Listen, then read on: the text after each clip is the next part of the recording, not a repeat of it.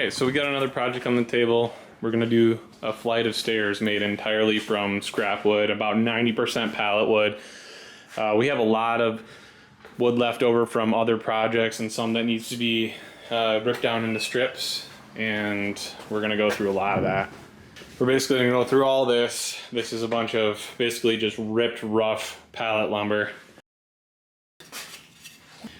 And then we have a lot of this stuff. We're gonna go through it all. We're gonna joint one edge, rip it down to 1 1/8 inches. We're gonna do that with basically all this. This stuff just needs to be trimmed. And we have some that's complete. Basically have a lot of stuff around the shop. Leftovers from previous projects and stuff that I just haven't touched yet, that I haven't brought to usable quality. Just gonna go through that real quickly, kind of speed up the footage, and you can watch my process.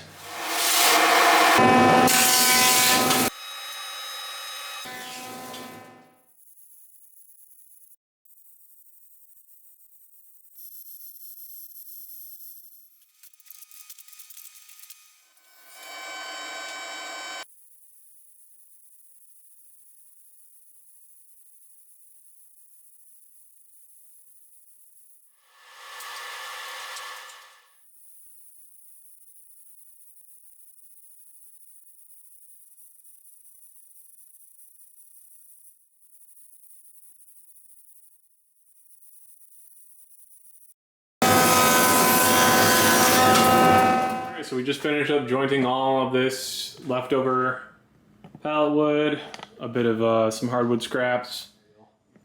Now we're gonna move on to this little stack of lumber right here, just to get this out of the way. This is all finished, planed. It's pretty much ready to go. It just needs the ends trimmed square, so we're gonna do that now.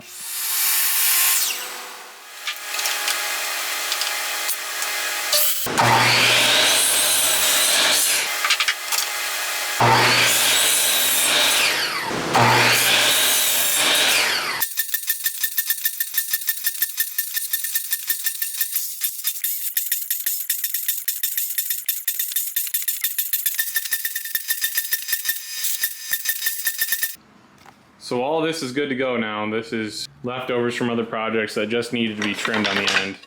The rest of it needs to be ripped and planed and trimmed. And this over here needs to be planed and trimmed.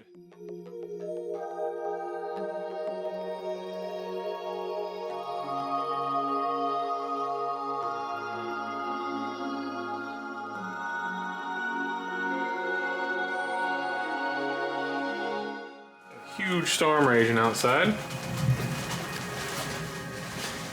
Nice and dry inside the workshop though. We finished organizing all the strips. Keep things organized by thickness. You have to start with your thickest and work your way down and keep testing pieces and eyeball them as you go. They'll all eventually fall into uniformity.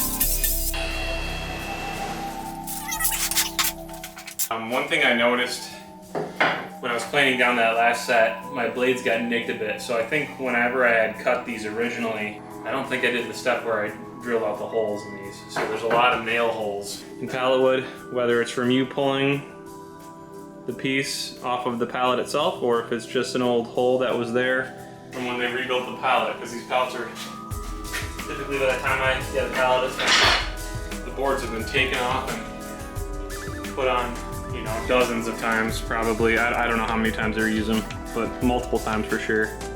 But we'll clean those out. There's usually a little piece of metal left behind from the nail gun, whatever they use.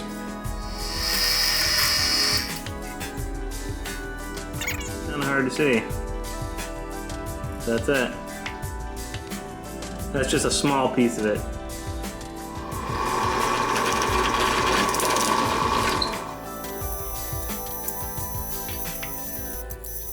Put a magnet right here in the exit to try to catch any shavings that come out. See how that works. Then I can really show you the wire that comes out of these things.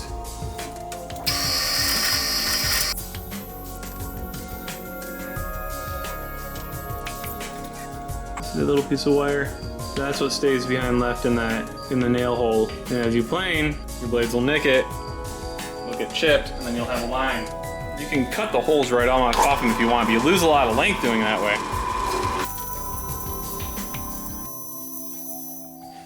Got all that done. We're gonna sand it all down now and then get to planing.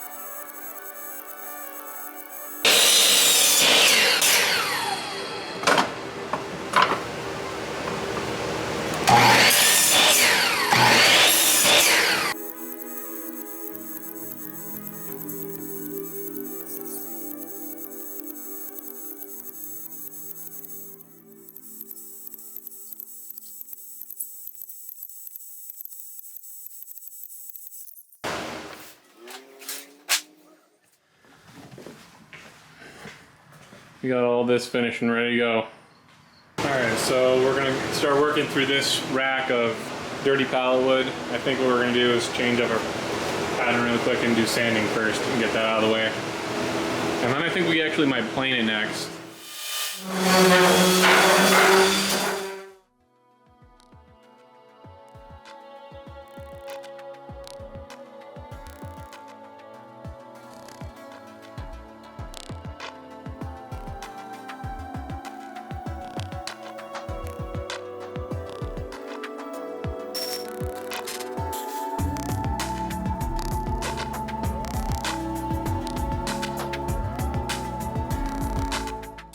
Here's that magnet I put inside the base of the drill press, and this magnet just caught them as they were falling through that hole in the base.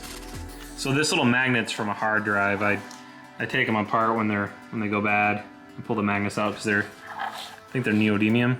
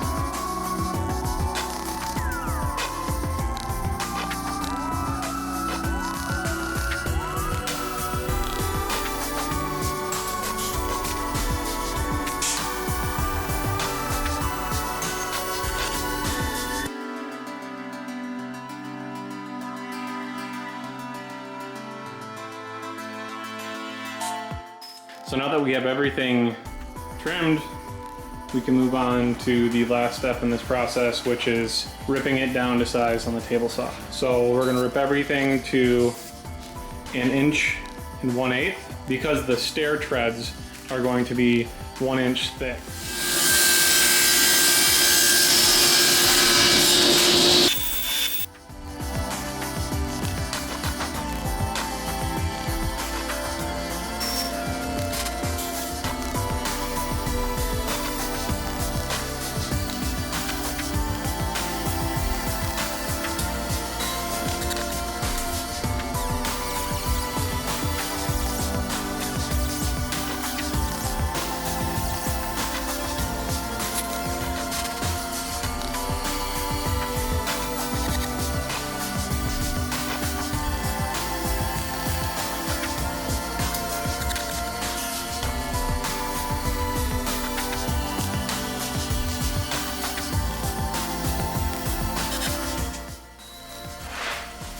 Alright, so this is everything prepped. Hopefully it's enough. So here's all of our stock set up and ready to go. Just wanted to show you guys the mass that we have here. Alright, so we're all set up to go here. What I've done is basically clear out the table. I put down a sheet of this melamine, and then I screw this down to the table. I screw a piece of wood on here onto the board itself to act as a backstop. And then I basically build my slab from the backstop up, and I have 42 inches marked here and here, and that's kind of our overall length we're trying to achieve. And we're trying to achieve a width of 9 1/4 inches. And here are our dimensions. Basically, we're trying to achieve 12 treads at 1 inch thick by 9 1/4 by 40 1/4, and then 2 treads at 1 inch thick by 9 1/4 by 41 1/4. These are going to be 2 treads at the bottom of the flight that are slightly bigger, kind of towards the landing. And then I went ahead and counted the pieces, not all the pieces, but the 3/8 and the 1/4 inch thick pieces. And this is kind of what we have to work with here per tread. I've got 42 marked here and 42 marked here. That's an overall size so that I can make it slightly bigger than it needs to be, so that at the end we can trim it. And then in these little areas right here, these are my no nail zones. So when I'm using the brad nailer to hold this all together, I won't trim through brads with my blades. Ideally, you wouldn't use brads for this situation. I haven't built a jig yet to use basically clamping pressure. It's just too hard to glue up this many pieces so randomly, get them all in position before glue starts to set. It's almost impossible to do it that way. I have to use some sort of attacher. So until I get a jig built, this is how I've been doing it. You always want to overlap your seams. So there's a seam here. I'm going to take the next board and it's going to overlap that.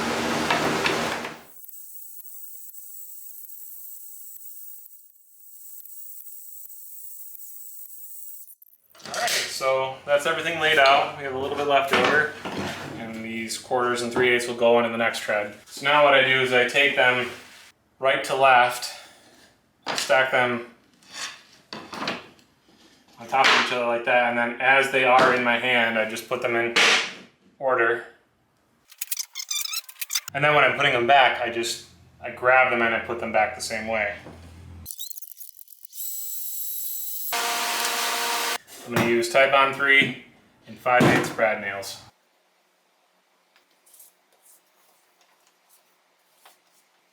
I do put a little bit of wax on this table to release the glue afterwards, because there's going to be glue that seeps down through the seams.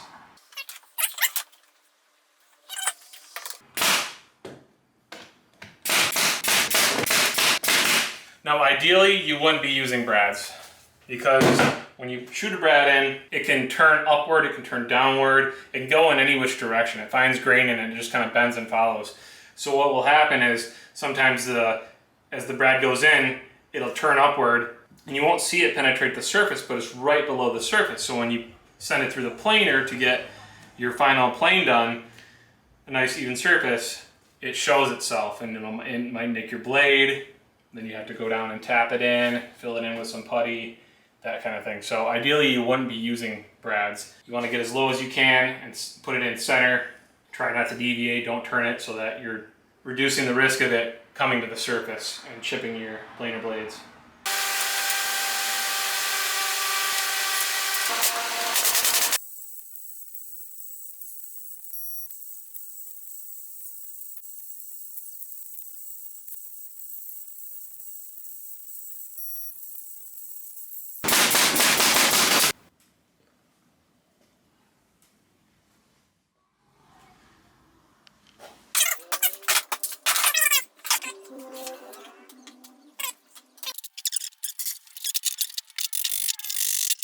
Put a little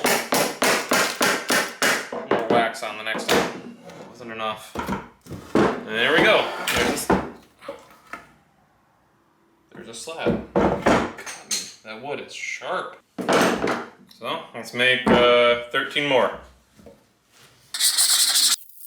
Just using paste finishing wax.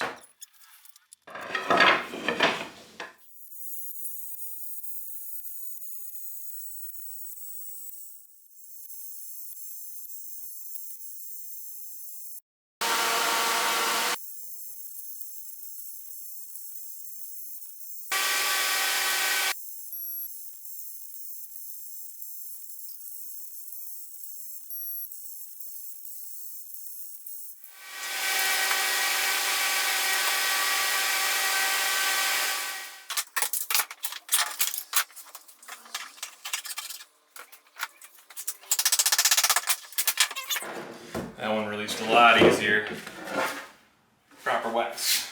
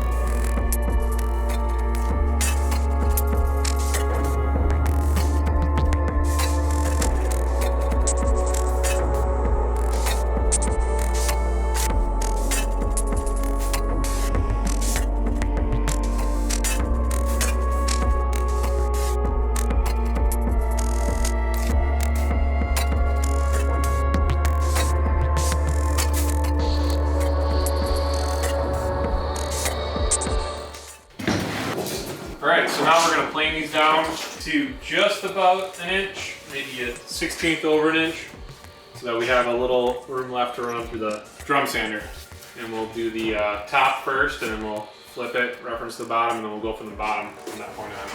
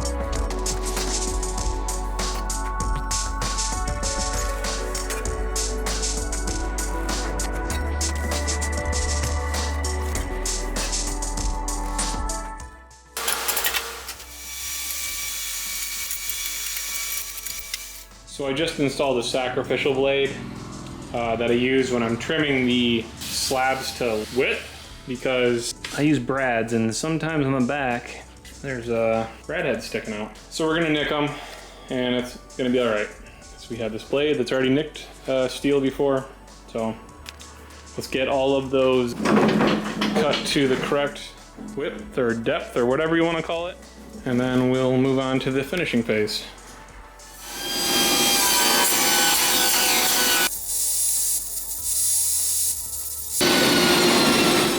So while I was ripping those down, a few of them were just too short after the clamping process by just a little bit, so they didn't get trimmed. So I went back and I added a piece on, I ripped it down on the table saw, and then I sent it back through the drum sander, and you can see just how short those pieces were. There wasn't much left to cover up, and even in some spots it's almost just like paper thin, but they gotta be perfect. So this is gonna be at the back of the tread too, so you'll never see that. It just has to fit perfectly and they have to look all even. So now we're gonna move on to the finishing process. We're gonna hand sand these all up, and then we're gonna start applying oil to it.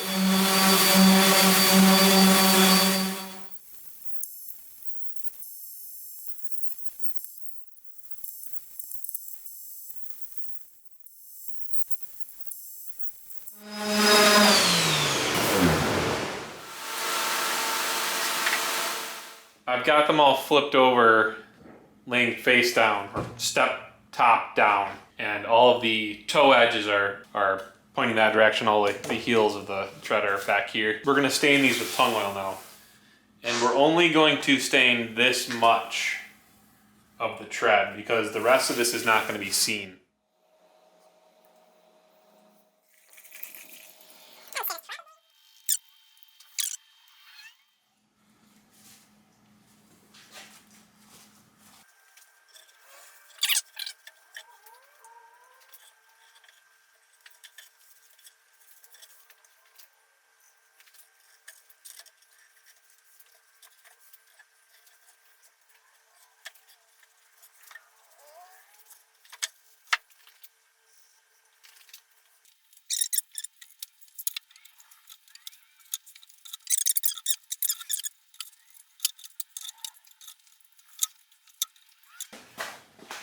All right, so now we're going to take a tack cloth and we're going to get any residual sawdust that's been left behind by the last final hand sanding.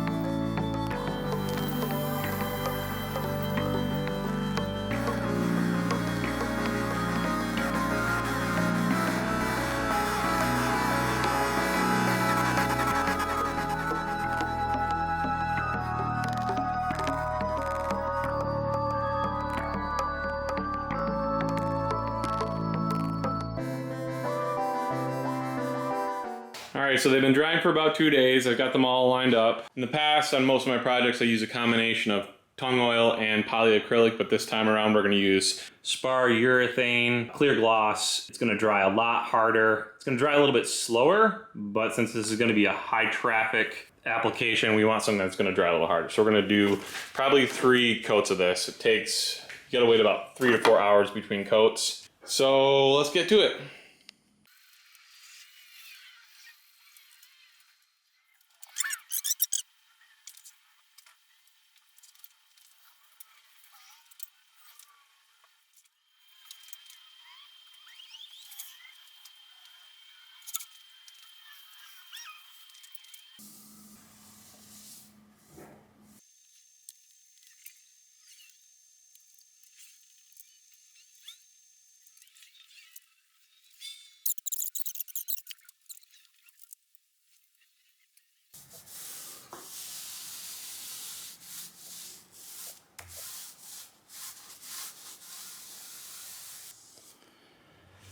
I'm not really applying any pressure. I'm just kind of dragging the brush across the urethane to try to remove all the roller marks and hide the brush strokes in the grain.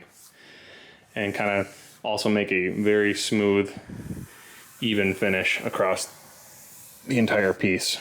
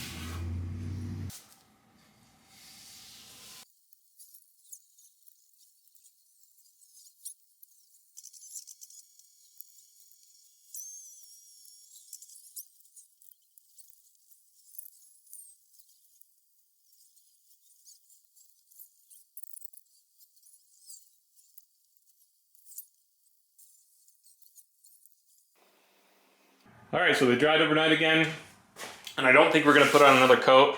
It's feeling real nice right now, and I think we're just gonna give it a light sanding and call it good.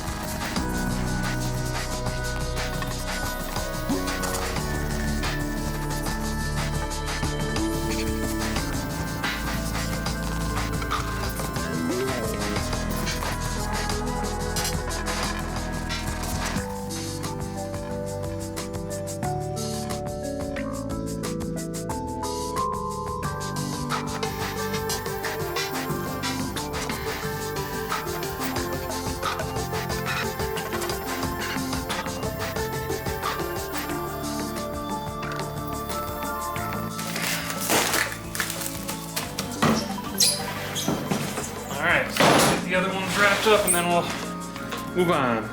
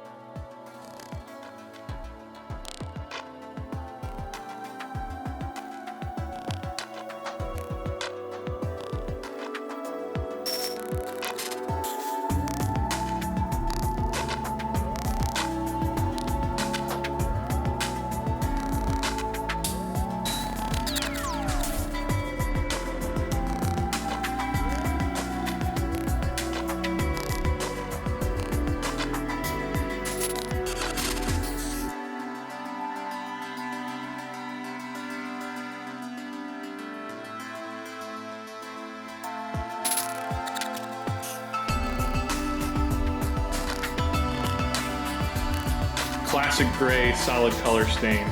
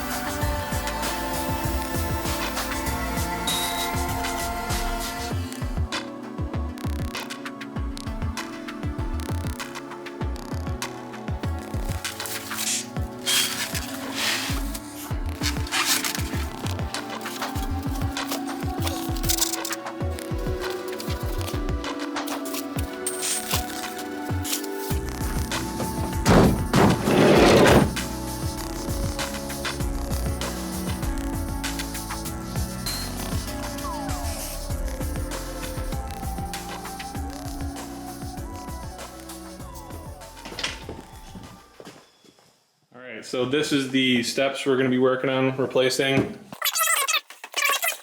We're just going to work our way from the top to the bottom so that we're not stepping on what we're doing.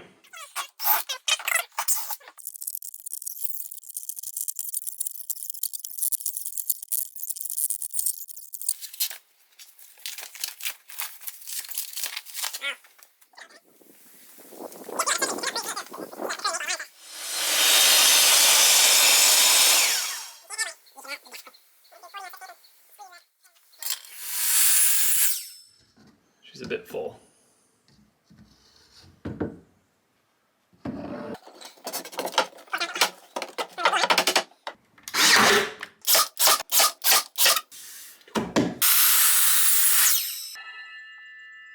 Wow, look at that.